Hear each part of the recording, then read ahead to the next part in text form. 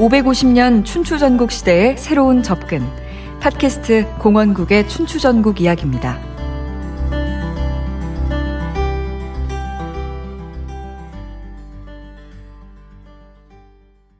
여러분은 지금 공원국의 춘추전국 이야기를 듣고 계십니다. 저는 김소영이고요. 오늘도 전문가분들 모셨습니다. 안녕하세요. 예, 안녕하세요. 안녕하세요. 예, 국원이 벌써 국원이네요. 국원이 원교 근공 대학살의 시대가 제목입니다. 제목이 좀 세요. 대학살의 시대. 네, 하여튼 정말 대학살이 네. 벌어지기 때문에 네. 어쨌든 이야기가 종반으로 치닫고 있는데요. 이 승리의 저울추가 결국은 이 진으로 가고 있고요. 네. 진나라가 어떤 계책을 썼냐, 이 합종을 무너뜨리기도 했지만 원교 근공책을 써서 이 국원의 제목이 원교 근공인데 뭐 한마디로 먼 나라와 연합을 하고 이웃 나라를 공격하는 방법이죠. 네. 뭐 예를 들면 먼 나라를 만약에 공격했다. 그러면은 승리에도 사실 다스리기가 어려웠었는데 이웃 나라를 하나씩 점령해 가는 게 이제 진의 방법이었잖아요. 네. 근데 제가 국원을 읽으면서 굉장히 놀란 게 이 점령하면 그때부터는 진나라 땅이 되었다라고 네. 하는 게 네. 당연히 그런 건 줄 알았거든요. 여태까지도. 당연히 이 전쟁에서 이기면 그 나라를 차지하는 거 아니었어요?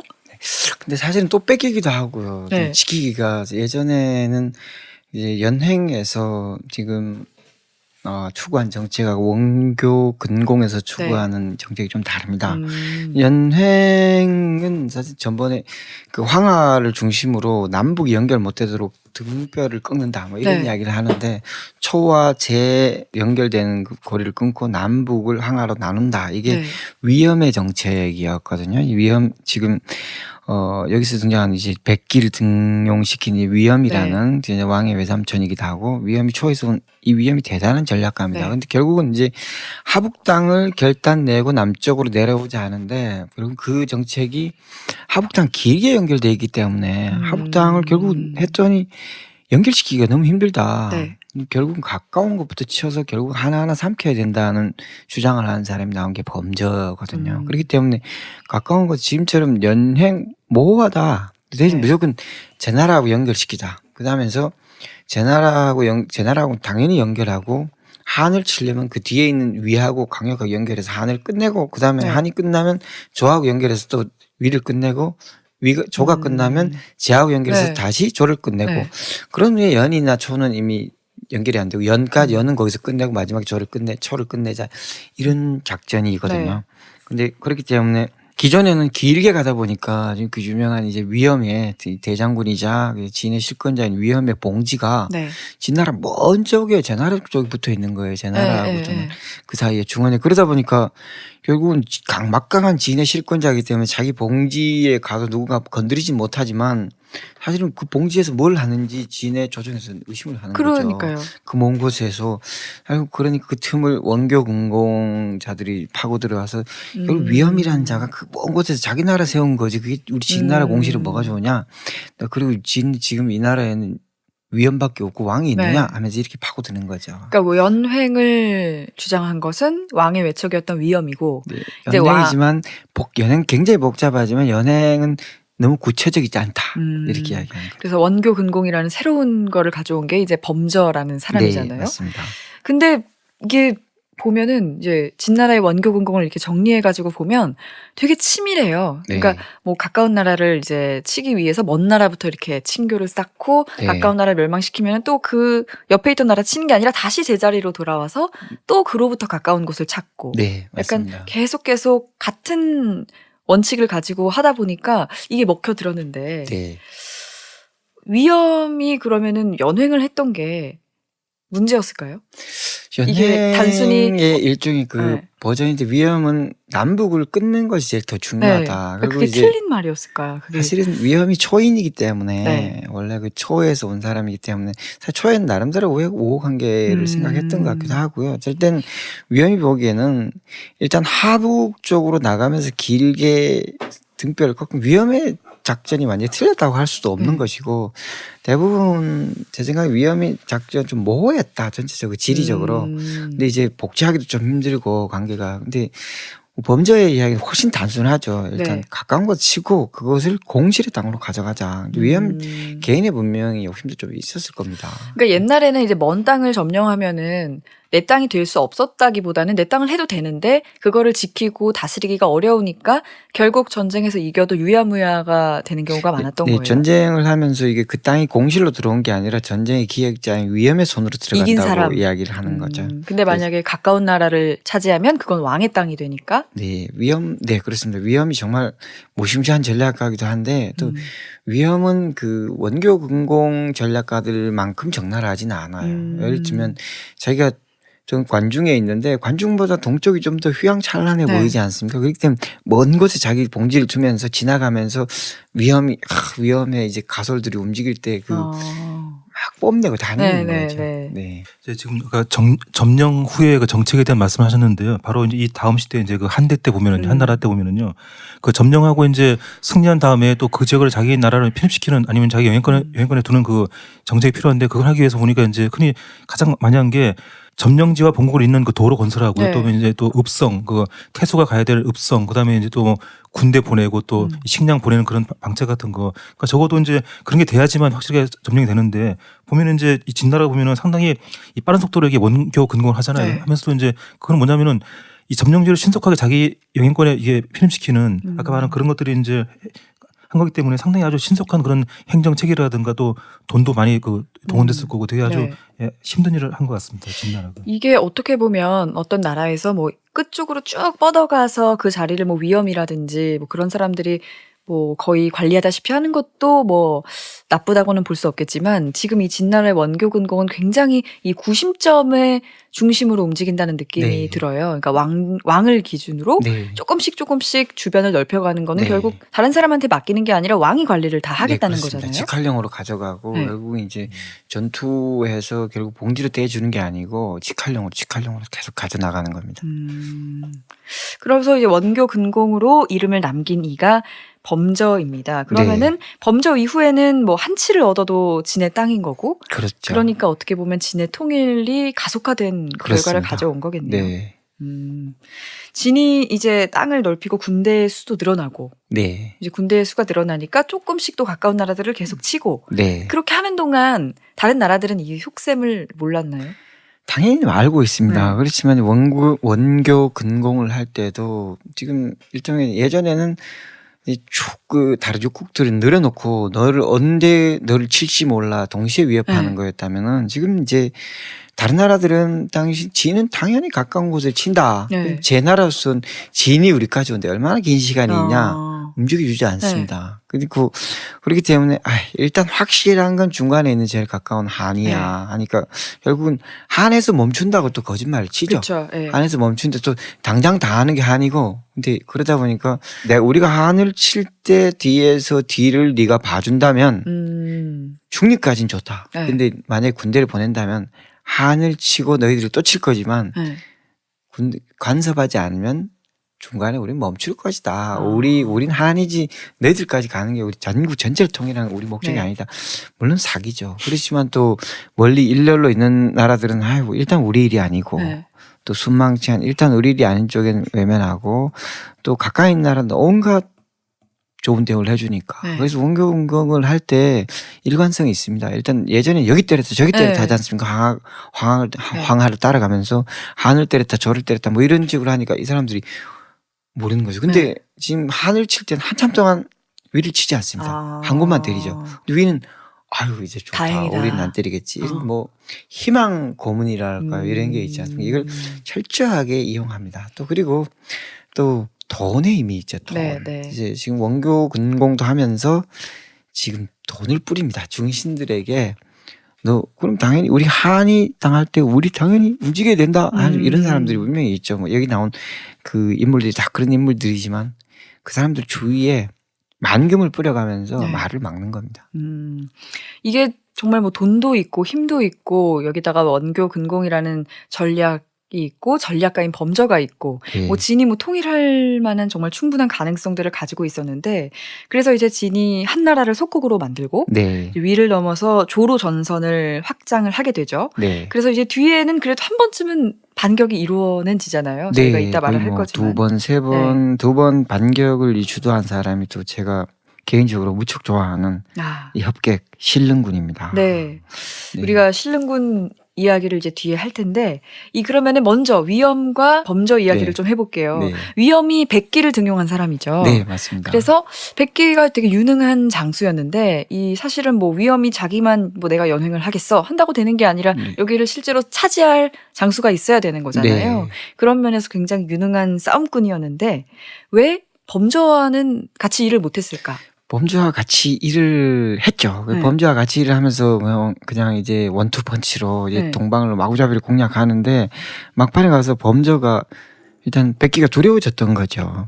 범저는 이제 동방에서 결국은 장이보다 더 비참한 뭐 신세를 겪다가 결국 이제 진짜 뭐 정말 지인을 위해 일하고 싶지 않았는데 너무나 개인적으로 학대당하고 이제 범죄 이야기를 하자면 원래 위나라 사람이었는데 제 나라에 사시려고 가니까 너무 똑똑하다 이 사람이 제 나라에서 고기는 주고 이렇게 대우를 해주니까 가져갔던 이제 수가라는 친구가 너 이제 정말 그때 뭐 이중첩자가 난무한 시절이니까 혹시 너 제 나라에 뭐 받았지 하면서 막 학대하고 억울하게. 때리고 뭐 이빨을 부러뜨리고 막 심지어 막 거적에 싸서 오줌을 싸고 막 이런 수모를 당하고 진으로 간 사람이잖아요. 근데 범전 가서 하는 게 이거죠. 일단 내가 진조왕에게 내가 공실의 힘, 왕실의 힘을 회복시켜 주겠다. 나의 말만 들으면 지금 위엄을 꺾어야 된다. 결국 위엄 너무 커졌다. 그래서 위엄의 태후와 위념을 꺾고 왕의 위엄을 해주겠다 하면서 일단 위엄이 등용한 사람이 백기니까 백기는 범죄하고 좀 다릅니다. 백기는 원래 박힌 돌이고요. 범죄는 굴러온 돌인데 위엄이 범죄에게 꺾이는 거 보고 백기도 좀 무장이지만 무한군으로서 지금 백기가 가장 군권을 가져온 가장 실력자 아니겠습니까? 볼 때 분명히 공실 쪽에서 보고는 백기파와 들어온 범죄파가 분명히 알력이 있었죠. 근데 백기가 연전연승하고 있으니까 범죄는 또 불안해졌을 거고 범죄가 데려온 사람들이 많이 있지 않습니까? 또 범죄가 등용한 사람들이 백기 이렇게 뭐 공실에서 차지할 자리는 한정돼 있고 또 몇 번 전략이 실패하다 보면은 완전히 갈 수도 있다. 서로 이렇게 약간 견제하고 있는 통에 나중에 이제 백기하고 전쟁에서 이긴 후에 백기가 뭐 나 싸우는 건 내가 싸우는데 범죄 때문에 이거 일 못하겠다. 이렇게 되니까 범죄가 백기 녀석이 이제 딴 생각을 품고 있구나.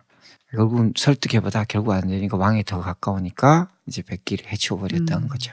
이제 백기가 뭐 정말 연전연승이었고 싸움도 정말 잘했는데 이 장평에서 대승을 하고 한단까지 공략하려고 할 때 이제 범주와 틀어졌다. 뭐 이런 기록도 있는데 그때까지의 이제 백기라는 이 싸움꾼을 살펴봤을 때 이제 작가님도 의문을 제시하신 게 너무 많은 사람을 죽였다. 그러니까 싸움을 이기는 걸 떠나서 이기고 나서 뭐 예를 들면 진이 화양지전을 이기고 15만 명을 죽였고 장평의 싸움에서는 40만 명을 죽였다. 저는 처음에 그냥 뭐 싸움에서 졌나 보다라고 생각을 했는데 이게 단순히 싸움을 한 병사들이 죽은 게 아니라는 말씀을 하셨어요.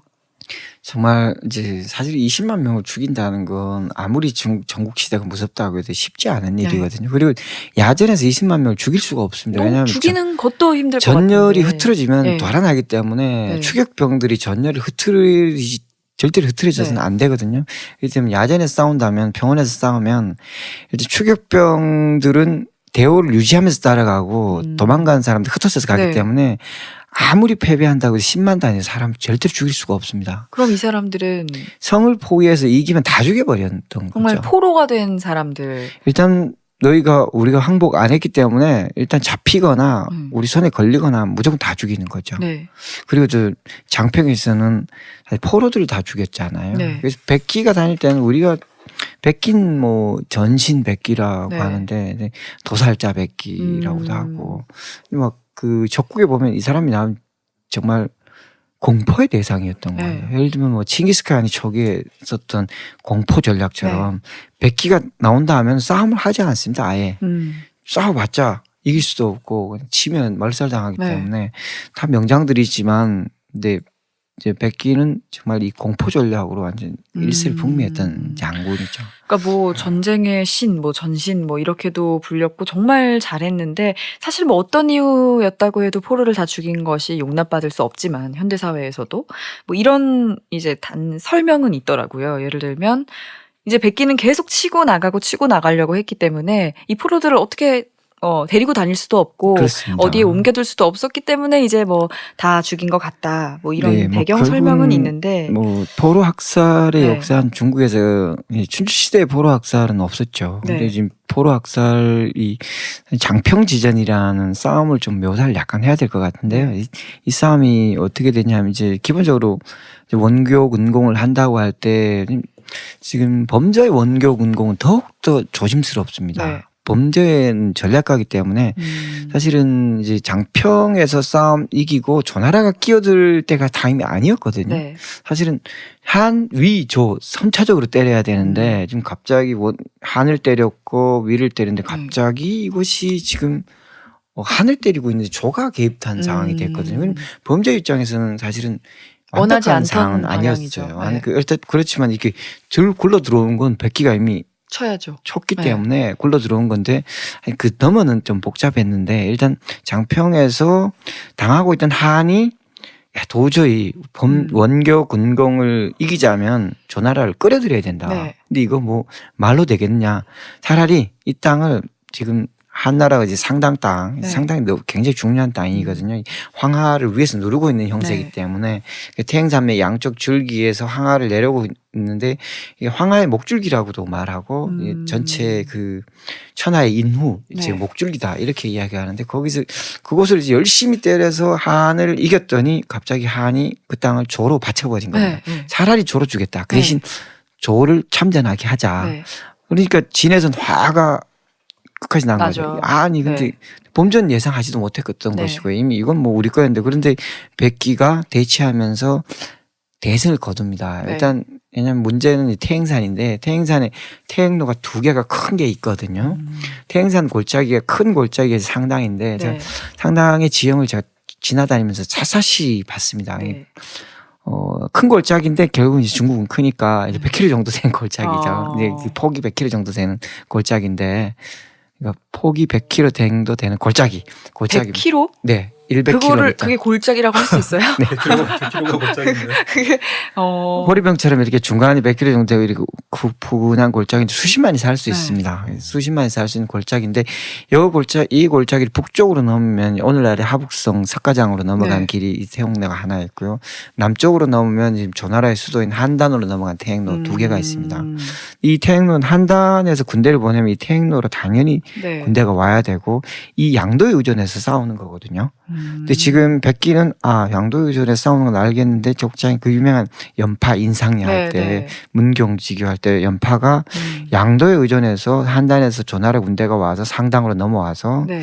양도에 의존해서 싸우기 때문에 우리 양도만 지키면 우리 양도만 안 끊어지면 어차피 멀리 온 진나라가 힘이 빠진다. 네. 그때 우리가 지금 상황이 바뀌면 호리병 안처럼 생겼습니다. 네. 상당도 깊은 골짜기로 들어와 있으니까 상황이 우리가 오랫동안 버티기만 하면 한나라 입장에서 잃은 땅이 생각날 것이고 초나라의 원병이 올 것이고 네. 진나라의 땅이 텅텅 비었기 때문에 위나라가 본토를 위협할 수 있을 네. 것이고 싸움만 오래 버티기만 하면 여기서 가둬놓고 끝장낼 수가 있다 이렇게 네. 생각을 한 거죠. 그렇기 때문에 양도를 중심으로 해서 길게 양도를 보호하는 진을 치고 있었습니다. 그래서 백기가 싸우려고 해서 안 싸웠죠. 근데 조나라에서 역시 우리 범저 돈 쓰기의 네. 달인이 모사들을 풀어서 돈을 막 쓰면서 연파가 싸울 수 있는데도 안 싸우고 이제 버티고 있다. 또 네, 연파는 네. 다 늙어가지고 이제 정말 싸울 네. 용기가 없다더라. 이렇게 하니까 조정에서는 뭐 그렇게 그런 것 같기도 하고 연파가 이제 늙었구나. 네. 근데 그 조사의 아들, 전략가 조사의 네. 아들이 정말 전략을 안다더라. 네. 진나라 사람이 역으로 이제 그 정보를 흘리는 거잖아요. 그러니까 상대국에 정말 좋은 장군이 있으니까 네, 네. 그 사람을 이제 음모로 제거해버리고 네. 무능한 사람을 오히려 막 소문을 그렇죠. 내가지고 그래서 이제 무능한 사람이 이제 조갈이란 지상병담이란 네. 유명한 그 일화를 남긴 조갈이란 친구가 와서 여기 양도를 버리고 나올 때 백기는 또 뭐 기상천외한 전략가이기 때문에 술술술 일부러 도망을 가죠. 네. 그때 본진이 나올 때 중간에 갑자기 기병 작전을 써서 네. 기병으로 뒤쪽을 끊어버립니다. 그렇기 때문에 앞쪽이 고립돼 있으니까 앞쪽이 고립된 쪽을 치고 있는데 뒤에 양도를 보호해야 되기 때문에 네. 뒤에서 나서지 못하고 그냥 앞에 있는 사람들이 죽는 걸 기다리다가 결국은 저 앞에 다 죽으니까 양도를 보호하고 있던 전군이 항복을 합니다. 네. 근데 또 기병이 앞으로 나올 때 또 양도도 끊어버렸고요. 양도가 아주 좁거든요. 대행선 양도는 함부로 움직이지 않고 좌우로 네. 완벽하게 방어해야 되는데 그렇기 때문에 결국은 이제 갇혀있는 쪽이 그 본대도 군량을 못 받고 네. 결국은 이제 그 지금 앞에 선봉도 군량을 못 네. 받아서 결국은 서로 갇혀가지고. 뜯어먹었다. 네. 서로 본진 안에서 진 안에서 서로 뜯어먹고 할 때 그 아비규환이 있던가 네. 봐요. 근데 그때 결국은 이래도 안 되겠다 해서 몇 번 들이쳐보다가 네. 사령관은 죽고 항복한 거죠. 음. 백기에게 항복했는데 백기가 딱 보니까 기존에 지는 학살보다는 일단 사람 네. 어쨌든 전투에서 많이 죽였지만 포로까지 죽인 정도는 아니고 사람들을 많이 얻으면 그쪽을 상이나 새로 얻은 초나라하고 싸워서 얻은 땅이나 이쪽에 황무지로 계속 네. 보내서 개척하게 했거든요. 그 사람들을. 근데 지금 백기는 한 단이 눈앞에 있는 거죠. 네. 한 단이 넘어가면 되고 이미 다 상당도 차지했기 네. 때문에 넓은 하복으로 넘어서 상단을 끝내면 되니까 제가 하기에 빨리 끝내고 싶은 거예요. 네. 빨리 끝내고 싶은 데다가 또 40만을 옮겨가려면 군대를 완전히 철군하고 이 사람들 데리고 그렇죠. 가야 되는 네. 상황이거든요. 근데 백기는 끝내고 싶었기 한 때문에 단으로 가고 싶으니까. 야, 이 인간들 다 죽여버리자. 네. 어차피. 그렇게 된 거죠. 그래서 네.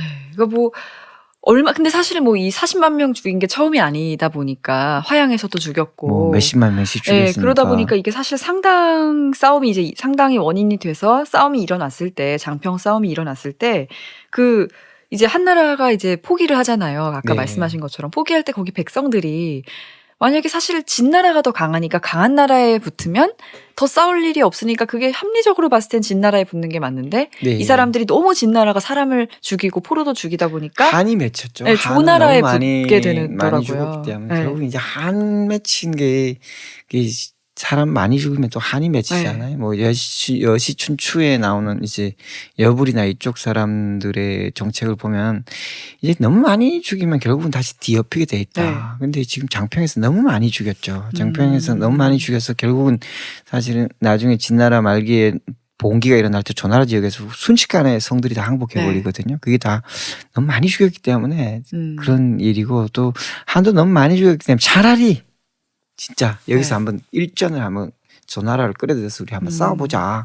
한나라 조정에서는 반대했습니다. 당연히. 이거 네. 뭐 무슨 범하고 싸우자는 거냐. 그래서 한나라 조정 발 뺐죠. 네. 우리 조정의 본 뜻이 아니다. 네. 그럼 이제 조나라가 자기들이 먹었다. 어. 우리 참여 안 할 테니까 네가 알아서 해라. 네. 이렇게 사실은 누가 이기나 이제 보고 있었지만 그렇게 돼서 그냥 골짜기에 갇힌 사람들만 한나라의 도움도 못 받고 조나라의 도움도 못 받고 결국 다 죽어버렸죠. 이렇게 지금 보면 지금 이 원교 근궁에서 보면요, 이 진나라가 되게 이제 군사행동 속도가 좀 빠른데 이렇게 빠르려면 이제 그 보급로가 좀 이게 보급하는 게 속도도 이제 돼야 되는데 네. 상인들이 혹시 거기 뭐 이게 상인들이 보급에 이렇게 도움을 줬다든가 그런 거는 뭐 혹시 없었나요?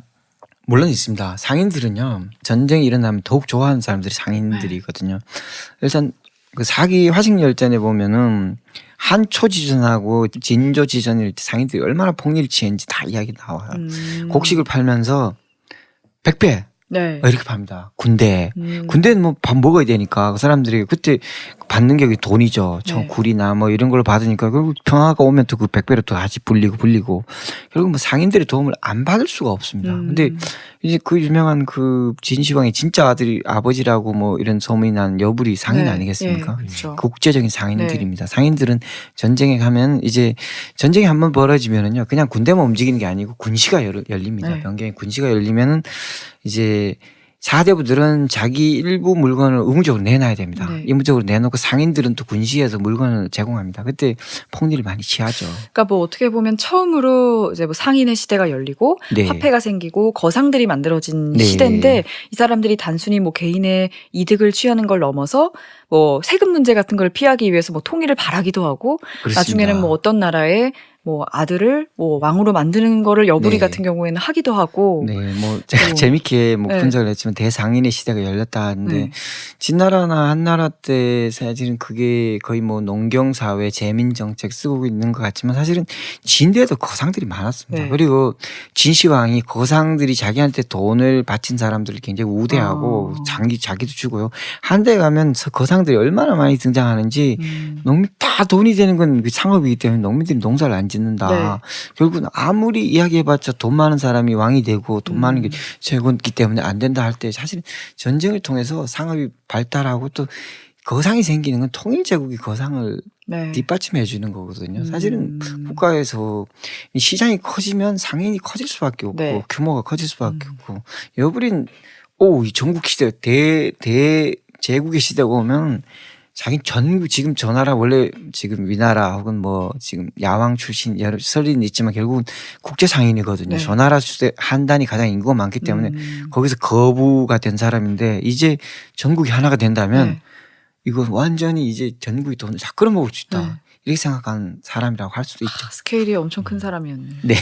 이제 보면은 그 상인의 특성 중 하나가 국경을 싫어하잖아요. 국경을 싫어하는 게 아주 하나는 싫어하죠. 상인인데 보면은 이제 이렇게 이 시대에 보면은 이제 꼭 뭐 진나라의 군대뿐 아니라 상인들도 이렇게 통일을 추종했다고 봐야 되는데 꼭 보면 이게 상인이 어떤 뭐 심부름 한다거나 아니면 뭐 식량 배달해주는 그런 역할만 한 게 아니고요. 거기 보면 상인들이 이게 그 전국 칠흥의 국경을 그 허물고 싶어하는 그런 상인들의 욕구가 또 이런 통일을 이렇게 추통한 면도 있다고 또. 물론입니다. 알겠죠. 사실은 뭐 진나라가 도량형을 통일했다 할 때 도량형을 통일한 이유는 두 가지죠. 이제 상업을 쉽게 하고 또 조세를 균일하게 하기 위해서 하는 거거든요. 그렇기 때문에 사실 지금 진나라의 그 예를 들면 지금 진나라의 그 시장에서 네. 지금 출토 자료들에 하면 저울이 100분의 1의 차이가 나면 중형의 차입니다. 근데 저울이 100분의 1의 차이가 나는 건 안 나는 게 상업을 가장 발달시키는 네. 방법이지. 그러니까 그렇기 때문에 저울은 시장을 위한 거거든요. 하나는 조세, 하나는 시장을 위한 겁니다. 근데 똑같은 도량형, 똑같은 돈을 가지고 있으면 우리 결제가 쉬워지는 거잖아요. 여기 가서 실제로 보면은 원거리 결제가 벌써 이루어집니다. 여기서 물건을 주면 그 먼 거리에서 네가 그 돈을 받아간다. 이런 식이 되는 거거든요. 근데 예전에 대가 거기서 네가 지불한 대하고 여기서 지불한 대가 똑같다는 거 어떻게 그러니까요. 보장하냐 하면 원거리 결제가 안 되는 거거든요. 그렇기 때문에 진나라를 통해서 정말 어마어마한 일확천금 혹은 세계적인 국제적인 거부를 노린 사람들이 많았을 겁니다. 그중에 한 명이 또 여부리였고요. 네. 우리가 뭐 상인의 시대 이런 이야기도 했었고 뭐 범저와 백기가 양립할 수 없었던 이유, 뭐 포로를 사살하고 이런 이야기도 있고 어쨌든 결과적으로는 백기가 그렇게 장평 싸움에서 이기고 나서는 좀 정치적인 생명은 약간 끝난 것 같다 이런 네, 평을 내리셨어요. 맞습니다. 사실은 장평 싸움에서 조나라가 대패하고 사람들이 많이 죽으니까 모든 뭐 백기를 원망하지 않겠습니까? 결국은 그때는 사람들이 유색객들이 움직일 수 있는 시절이기 때문에 백기를 죽일 수 있으면 내 전 재산 쓸 수 있다는 사람들이 많이 있는 거죠. 그러니까 이 많은 사람들이 그 객출 돈을 모아서 백기를 죽이기 위해서 네. 수많은 자객? 로비를 하는 겁니다. 그러니까 그 특히 로비가 들어온 통로는 범죄겠죠. 네. 그래서 결국은 지금 백기는 판단을 네, 네. 끝내고 싶었는데 범죄가 끌어당겨서 못했는데다가 그래서 범죄한테 척이 졌는데다가 범죄는 이제 한단을 치려고 자기들한테 보낸 인간들이 실제로 힘이 없어서 네. 백기를 안 보내면 자기 신분도 어쩌면 어떻게 네. 오히려 또 자기 인간들은 싸움을 못 하니까 이런 상황에서 백기를 다시 쓰고 싶어 하는데 백기는 완전히 이제 골이 난 거죠. 범죄한테 내가 다시 밑에 들어가냐. 네. 하여튼 결국은 저 나라 사람들이 백기를 모함하는 말들이 계속 넣는 거죠. 왕실에. 범죄는 백기가 딴 마음을 가지고 있다. 소왕이 보기 백기 이놈 이제는 못 써먹겠다. 내가 보니까 보아하니까 옛날 뭐 위험이 등용한 인물이기도 하고 이젠 또 뻣뻣하다 인간이. 말도 안 듣고. 말 안 듣고 이제 지가 딴 마음 먹고 있다. 에이 할 수 없지. 그래서 법가적인 전통에서 왕이 수없이 말했는데도 안 들으면 죽여야 되는 네, 거거든요. 네. 그래서 왕의 권위가 무너지기 때문에 백기는 자기 공을 믿었겠죠. 내가 네. 이렇게까지 했는데 내가 그쵸. 설마 죽게 하겠어? 했는데 실제로 이제 자결하라 이렇게 나온 거죠. 그러니까 그때 뭐 그런 대사를 했다고 하잖아요. 내가 정말 많은 사람을 죽였으니까 이렇게 되는 거는 뭐 맞다. 이치에 맞다. 네. 뭐 실제 그런 말 했을까요, 근데? 아마 사약을 받을 때 전 그건 가능하다고 봅니다. 사약을 받을 때 내가 왜 죽어야 되냐 너무나 네, 억울하다 네. 할 때 자기 체념할 때 그런 말을 할 때 그 옆에 있는 사약을 할 때 그 조선시대도 그렇습니다만 그 옆에 씁니다. 뭐 왕을 뭐 아니 뭐 모욕하는 말을 네, 했다거나 죽으면 저 폐악질 사관이, 난다거나 네. 쓰거든요. 네. 그 보면 이제 백기라는 거물을 죽일 때 그 옆에 분명히 태사가 와서 있었겠죠. 근데 백기가 마지막으로 내가 왜 그래서 죽는구나 이렇게 말할 때 아마 분명히 뭐 사람이라면 그런 말을 하지 않았겠습니까? 네. 자기가 정말 그렇게 많이 죽였는데 자기가 죽을 때는 그 정도 말은 하는 게 옳다고 네. 저는 생각을 해봤습니다. 이 진이 이제 점점 뻗어가면서 위엄과 또 백기와 범저라는 인물들이 나오면서 점점 힘을 실어가는데 또 이쪽이 아닌 다른 쪽에서 작가님이 아끼시는 네. 느낌이 듬뿍 나는 인물이 등장해요. 네, 신흥군. 아까 이야기했던 신릉군 위무기가 나오는데 이 사람은 어떤 사람인가요? 신릉군 위무기는 사실 그 철저한 합종론자고요. 네. 결국 이제 진을 이기려면은 합종밖에 없다. 또한 또 전술가 있기 때문에 오기와 같이 전술가 있기 때문에 사실은 진과 직접 싸워서 네. 이길 수 있는 그런 병법가하고 또 신릉군이 또 병서도 썼다고 해요. 이제 그때 사마천이 있을 때 아마 병서가 존재했는지 모르겠지만 이제 신릉군이 이미 자기 병서도 쓸 정도로 네. 이미 그 똑똑한 실력이- 사람이었네. 네, 아주 똑똑한 사람이었는데 문제는 이제 신릉군의 식객이 너무 많았다. 뭐 왕이 보기에 좀 불안하다. 알리왕이 보기에 또 신릉군은 합종론자이기 때문에 한단이 포위됐을 때 사실 한단의 포위를 풀어준 사람이 신릉군인데 근데 지금 범저가 이 한단을 공격하고 있을 때 그때 왕은 가만히 있고 싶었죠. 네. 왕은 남의 양수격장이다. 나라니까. 남의 나라 일이고 이제 진을 잘못 건드렸다. 우리가 어떻게 되냐. 가서 한단 밑에 가서 업정도에 가서 눈치를 한번 봐라. 네. 진짜 이길 수 있거나 하면은 한번 싸워보고 아니면 뭐 그냥 구경만 해라. 구경만 해라. 네. 싸우는 척만 그냥 도와준 척만 하고 가만히 있어라 해서 그 나라에 신중한 명장을 보내는 거잖아요. 네. 근데 또 보니까 신릉군과 이제 조나라 평군은 서로 이제 천안매부 사이기도 네. 하고 뭐 그런 것도 있지만 조가 떨어지면 결국은 그 다음 위다. 지금 신릉군이 왕에게 유세하는 게 결국 한단이 떨어질 때도 신릉군이 상당 장평 때도 신릉군이 싸우자고 네. 했는데 왕이 가만히 있다가 결국은 이제 장평이 떨어지고 뭐 이런 상황이 됐다가 이제 한단도 떨어지면 안 된다 하는데 왕은 군대를 안 보내주겠다고 하는 거죠. 그래서 신릉군이 병부를 훔쳐서 가서 이제 전선의 사령관의 군대를 빼앗아서 지금 네. 싸우는 거잖아요. 그럼 반역을 한 거잖아요. 일종의 반역이죠. 뭐 네. 일종의 반역인데 지금 순자가 그런 평을 한 게 있죠. 예, 정말 충신은 군주를 섬기는 것이 아니고 도를 섬긴다. 네. 그때 형세 정말 군주의 말을 거스르면서까지 옳은 길로 가게 한 사람이 바로 신릉군이다. 이런 평가를 합니다. 사실 신릉군이 그때 도와주지 않았다 하면은 저가 끝나면 훨씬 더 통일 과정이 훨씬 네. 빨랐을 겁니다. 네.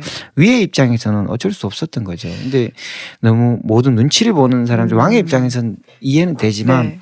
판단해야 될 땐 해야 되잖아요. 네. 그러면은 위무기가 이런 행동을 했는데 벌을 안 받았나요?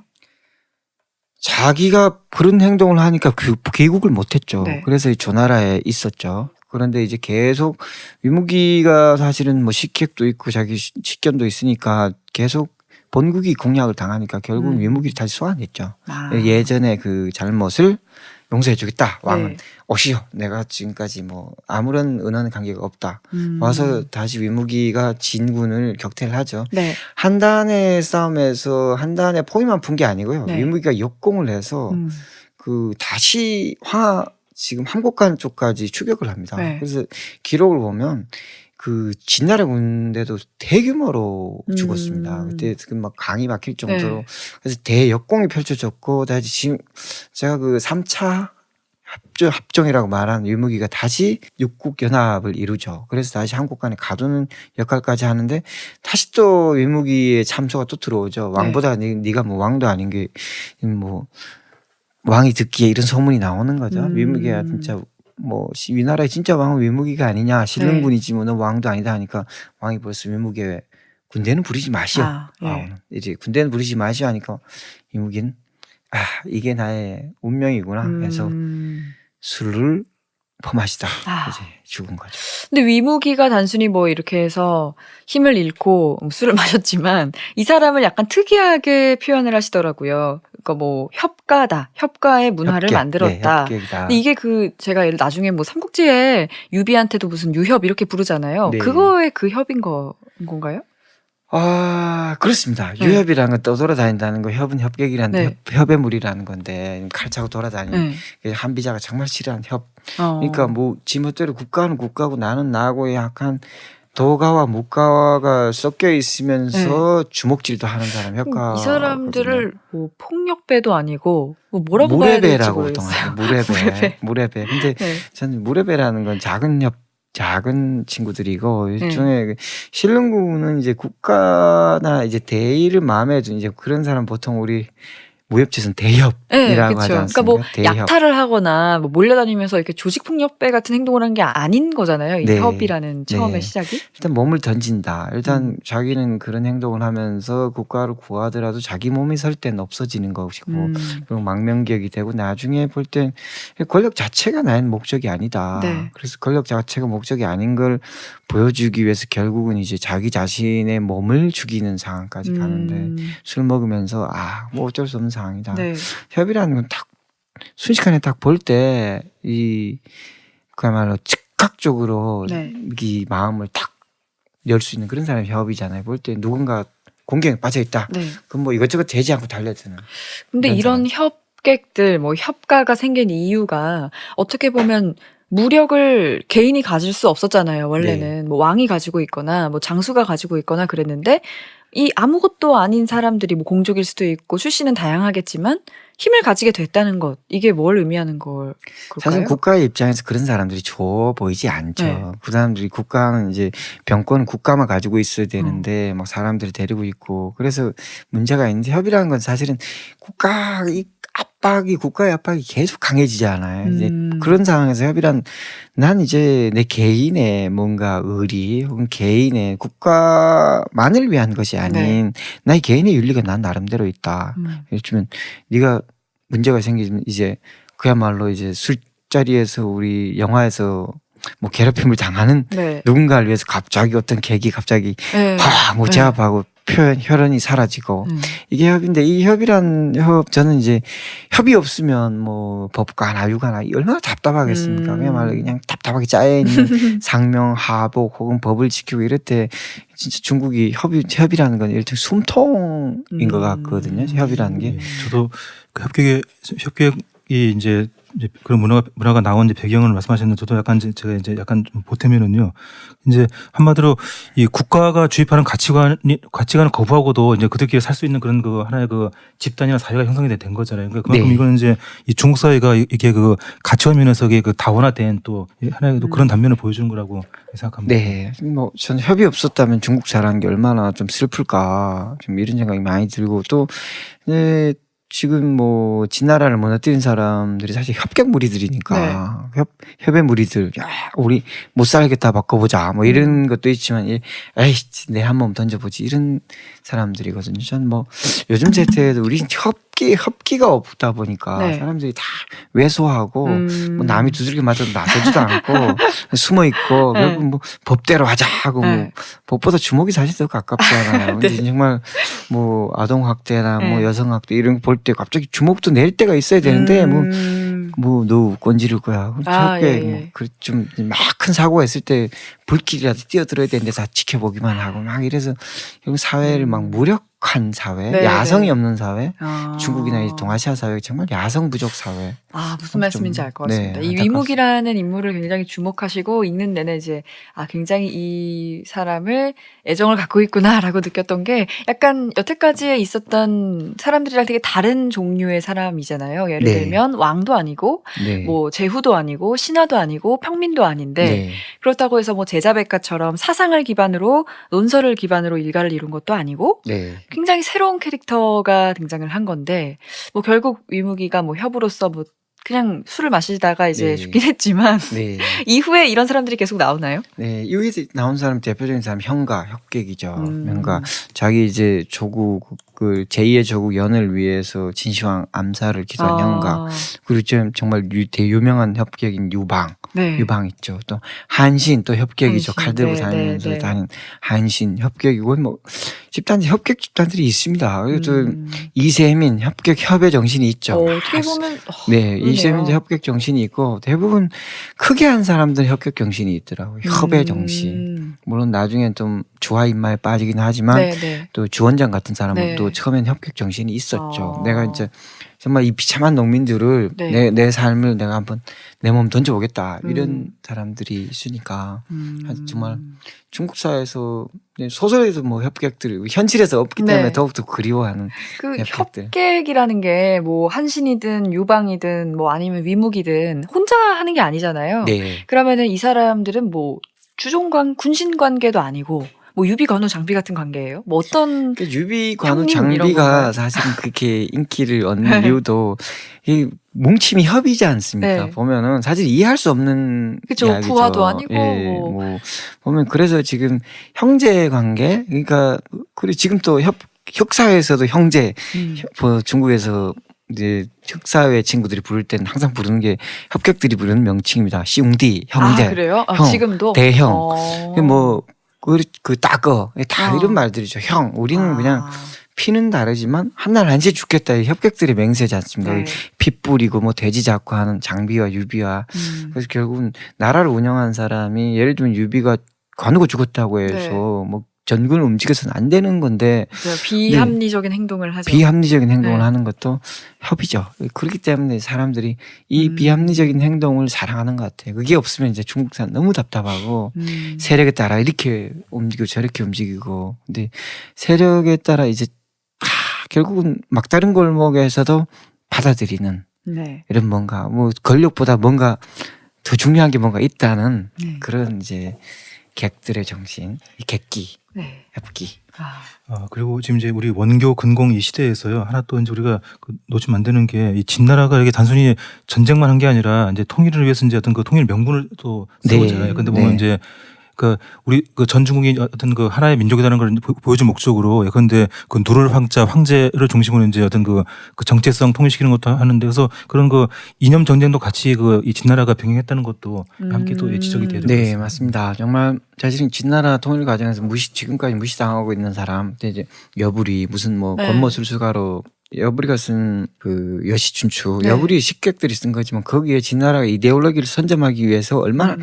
각고의 노력을 들였는지 그게 뭐 반은 거짓말이고 반은 사실이고 사실 90%는 거짓말이겠지만 네. 진나라 군대를 이제 의병이라고 네. 그렇기 때문에 100개의 방식으로는 안 된다는 게 많이 나와요. 거기 보면 지금 이게 여시춘추에도 나오고 요즘 나온 뭐 전국책이나 뭐 다른 올료자 뭐 네. 등등등등 뒤에 나오는 많은 이야기들에 이제 학살 방식을 좀 바꾸자는 이야기고 지금 사실 여부리는 학살 방식을 바꾸자고 이야기합니다. 네. 전국을 다스린 도리는 이제 학살 방식은 아니다. 그래서 결국은 학살 방식은 아니지만 우리 어차피 쳐야 되지 않냐. 네. 그때는 그 의병이라는 이야기가 나옵니다. 이제 사실 뭐 의로운 군대는 아니잖아요. 그렇죠. 네. 근데 이데올로기로 우리가 들어갈 때 의병이다 네. 이렇게 들어가고 의병이 되려면 어떤 행동해야 되냐 점령지의 행동 수칙도 강조하고요. 그런 것들이 이제 기존에 싸움만 했을 때 백기 시절에 싸움만 했을 때 후과에 대해서는 그런 이제 지금 반성 그리고 결국은 이제 우리가 전국 시대에 결국은 이제 진이 뭔가 보인다 통일이 네. 보인다 이때는 마구잡이로 죽이는 게 아니라 술술술 가야 된다. 진시황이 사실은 마구잡이 죽인 사람은 아니었습니다. 또 그 다음 이야기 나오겠지만 그래서 그 기틀을 다진 게 일종의 사상적인 기틀을 다진 게 여시춘추인데 전국이 통일이 가까울수록 진의 이데올로기 공세도 아주 강해집니다.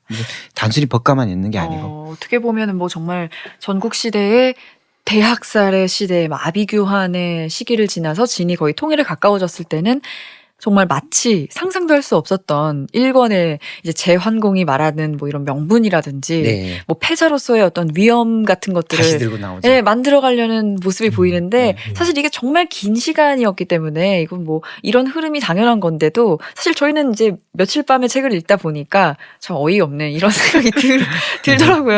약간 이렇게 죽여놓고서 갑자기 무슨 네. 뭐 의병이야 이런 생각이 네. 들기도 하고 한편으로는 정말 어디든 정말 더 높은 곳으로 올라가려면 힘만 있어서는 안 되는구나 그렇죠. 라는 것도 느끼고요. 그 보면 정치에도 보면요 어떤 제야나 어떤 그 선명성 강한 그 야권 후보가 막상 이제 당선이 가능해지면 이제 어떤 중도표 받으려고 그쵸, 하듯이 예. 진나라가 약간 그런 식으로 한 거죠. 예, 진나라도 뭐 그렇게 합니다. 그리고 또 그걸 잘 이용해놓고 이제 없애버리는 이제 진시황 같은 뭐 또 이제 아주 노련하고 네. 정치적으로 뛰어나고 또 균형 잡힌 또 인간이 나오기 때문에 또 뭐 음. 결국은 이제 그게 운이 맞아 들어가고 하니까 이제 그렇게 돼서 뭐 진나라가 더욱 커지는데 하여튼 여불이라는 사람 또 그리고 여불의 식객들의 역할에 대해서도 재조명해 보는 게 참 좋은 재밌는 일이었습니다. 저는. 그럼 실제로 중국인들이 진시황이 상인의 아들이라고 하면은 어느 정도 수긍하는 분위기인 거예요? 저도 사실 확신할 수 없고요. 그건 뭐 이 정말 사람 외벌이 썰이다, 아들인지 이렇게? 썰인지 그건 우린 뭐 침실에 있었던 일을 어떻게 알겠습니까? 저는 모르겠고 그렇지만 뭐 그런 의심이 날 수 있는 상황이었고 또 이제 태우의 행동이 그 진시황이 참 여자들에 대한 이제 결벽증이 좀 네, 있는 네. 사람이거든요. 이게 태우가 너무나 많은 이제 특히나 뭐 잘난 남자들에 대한 네, 선망이 있어서 만나니까. 결국은 또 그런 이야기 계속 나왔던 것 같아요. 우리가 9권 이야기했고요. 이제 정말 전국시대가 끝나갑니다. 10권은 정말 진위 통일에 박차를 가하는 내용이 나오겠네요. 네, 그렇습니다. 저희 오늘 9권 원교 근공 대학살의 시대 여기까지 하고요. 저희 다음 시간에 뵙겠습니다. 고맙습니다. 고맙습니다. 감사합니다.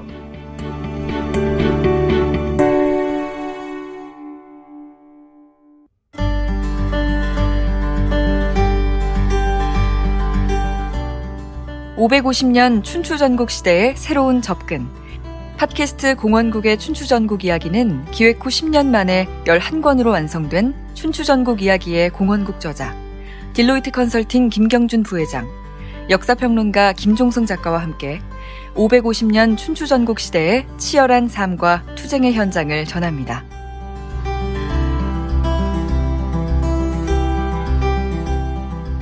팟캐스트 공원국의 춘추전국 이야기는 매주 화요일과 목요일 아이튠즈 팟캐스트, 팟빵, 파티에서 들으실 수 있습니다.